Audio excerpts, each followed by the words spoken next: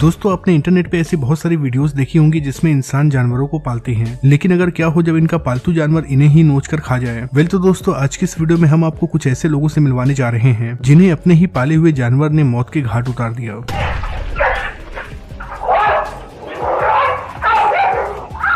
जैसे कि साल 2012 में साउथ अफ्रीका के एक सिटी में चिंपैंजी ने अपने ही मालिक पर हमला कर दिया। My friend! He ripped her face off, please! He killed her, please! ये हमला कोई नॉर्मल हमला नहीं था, बल्कि इस चिंपैंजी ने अपने मालिक का पूरा चेहरा ही बर्बाद कर दिया और तो और अपने मालिक का हाथ भी काट दिया। वेल तो दोस्तों आज के इस वीडियो में हम आपको कुछ ऐसी ही घटना दिखाने जा रहे हैं जब पालतू जानवर ने अपने मालिक के ऊपर ही हमला कर दिया। टेरी वेंस गार्नर। दोस्तों क्या कभी आपने सुना है कि सुअर भी किसी की जान ले सकते हैं? दरअसल ये घटना है साल 2012 की, जिसने सबको चौंका कर रख दिया। दरअसल लॉस वेजन में रहने वाले 34 साल के किसान जो कि सुअरों को पालते थे, उन पर उन्हीं के सुअरों ने हमला कर दिया और उन्हें खा लिया। जब लोगों को इस घटना के बारे में पता चला तो वहाँ के लोग चौंक गए। दरअसल टेरी वेंस गार्नर एक नॉर्मल से किसान थे जो अपने बाड़े में कई सारे सुअरों को पालते थे। जब एक दिन ये सुअरों को खाना देने के लिए सुअरों के बाड़े में जाते हैं और फिर उसके बाद वो वहाँ से कभी वापस नहीं आते हैं। जिसके बाद जब इनके परिवार वाले इन्हें ढूंढने के लिए बाड़े में गए तो उस समय उनकी लाश जमीन पर पड़ी हुई थी और सभी सुअर उन्हें खा रहे थे। जिसके बाद उनके परिवार वालों ने ये सभी जानकारी पुलिस को दी। जब पुलिस ने इन्वेस्टिगेट किया तो पता चला कि उन्हें हार्ट अटैक आया होगा, जिस वजह से वो बाड़े में ही गिर गए। और फिर उसके बाद सुअरों की जो प्रवृत्ति होती है सफाई करना,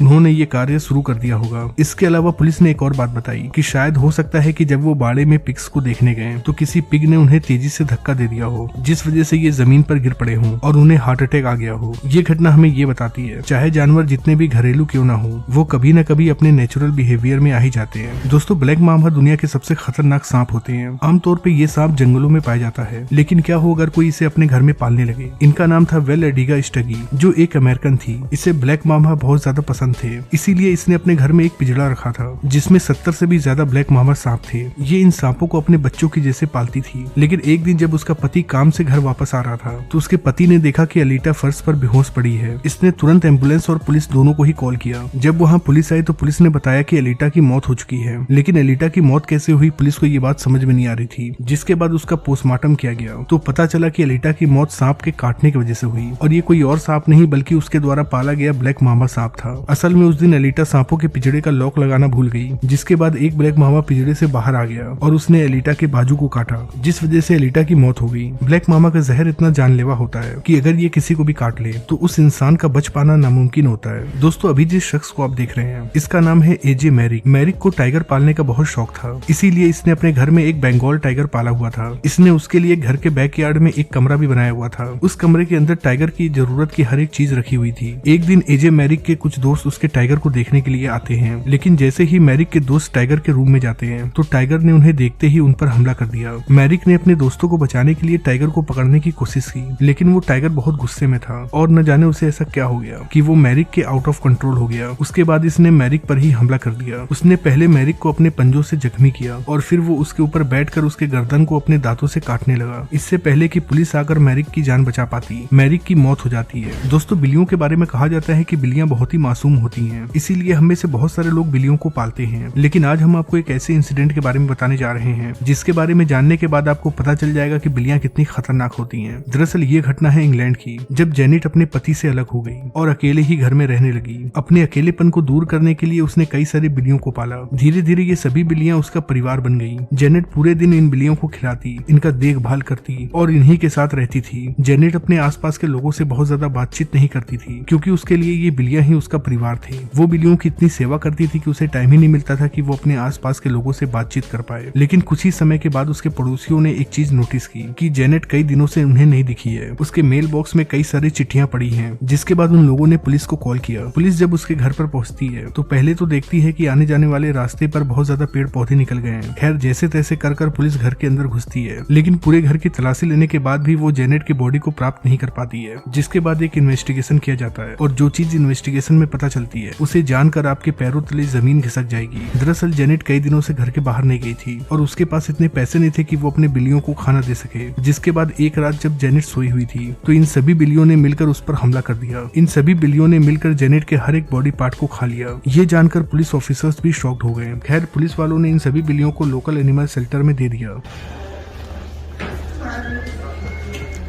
दोस्तों हो सकता है कि आपको कैसोवरी के बारे में पता ना हो, तो आपको बता दे कि ये दिखने में बहुत ही प्यारी होती हैं, लेकिन इनकी एक खासियत ये भी है कि ये बहुत ही ज्यादा खतरनाक होते हैं। इनके दौड़ने की रफ्तार 30 किलोमीटर प्रति घंटे होती है। ऑस्ट्रेलिया में एक शख्स था जिसका नाम मार्विन हॉर्मोस था। उसे चिड़ियों को पालने का बहुत शौक था, इसीलिए उसने कैसोवरी को पाला था। लेकिन एक दिन जब वो इस कैसोवरी को खिला रहे थे तो कैसोवरी कूदने लगी और उनके ऊपर हमला करने लगी। कैसोवरी की हमला करने की रफ्तार बहुत तेज थी, इसीलिए उन्हें समझ में नहीं आ रहा था कि वो अपनी जान कैसे बचाएं। वो पिछले 20 सालों से कैसोवेरीज को पाल रहे थे, लेकिन ऐसा उनके साथ पहली बार हुआ था कि किसी कैसोवेरी ने उन पर हमला कर दिया हो। खैर कुछ ही दिन के बाद उनकी मौत भी हो जाती है। Sandra and her wolf dog. दोस्तों ये तो आपको पता ही है कि भेड़िए कितने खतरनाक होते हैं, इन्हें पालना लगभग नामुमकिन होता है। वही लोग कुत्तों को पालते हैं, लेकिन वुल्फ डॉग एक ऐसी प्रजाति है जिसे वुल्फ और कुत्तों को क्रॉस कर बनाया गया है। ऐसे ही सैंड्रा ने अपने घर में बहुत सारे वुल्फ डॉग को पाला हुआ था। इनका मानना था कि अगर ये किसी भी जानवर को प्यार करेंगे तो वो उसे अपने पास रख सकते हैं, लेकिन ये बात इन्हें महंगी पड़ जाती है, क्योंकि जब वो रोज की तरह एक दिन वुल्फ डॉग के बाड़े में गई तो सभी वुल्फ डॉग ने मिलकर उनके ऊपर हमला कर दिया और उन्हें वहां से बचने तक का मौका नहीं मिला। जब तक पुलिस वहां पर पहुंचती सब कुछ खत्म हो चुका था, क्योंकि तब तक सैंड्रा की मौत हो चुकी थी। Please like, share and subscribe.